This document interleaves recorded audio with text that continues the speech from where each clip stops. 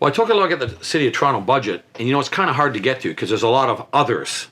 They put the budget out there, but it doesn't exactly tell you everything. So by going through line by line, not only would I like to do it, I'd like to reveal it to you on an ongoing basis slowly with the committee, and I'd like to even put it on social media.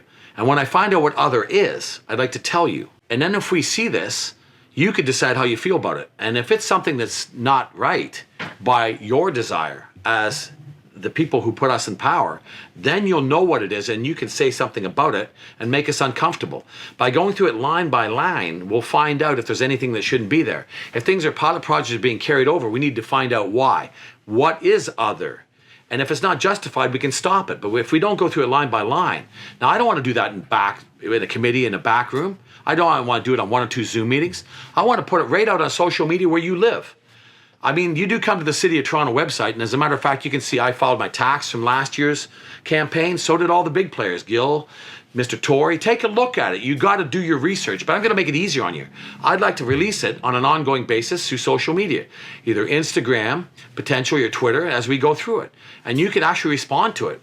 Would that mean that I'd be in the firing line, even if I was taking accountability for something else somebody put in place years ago, like Mr. Tory? Yeah, but it's got to be done. When you go through it line by line, there's no escaping what's being done and who's doing it.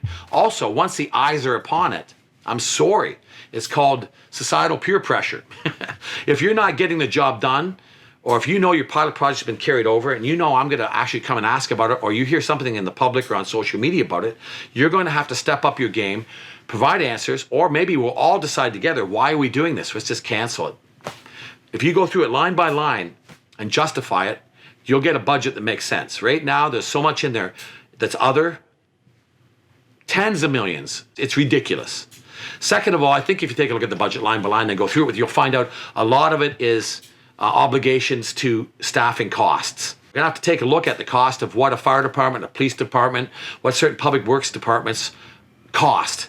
Because if you don't know that, you can't complain about whether the police, fire, or anyone else is doing their job, because we have to understand how much of it is infrastructure or materials or equipment and versus labor and people. And labor and people are a big part of that.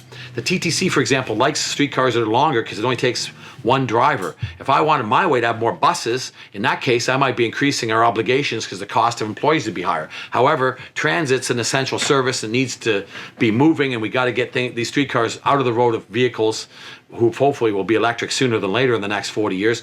But at the end of the day, we have to understand what's in a budget. And I want to go through that with you slowly.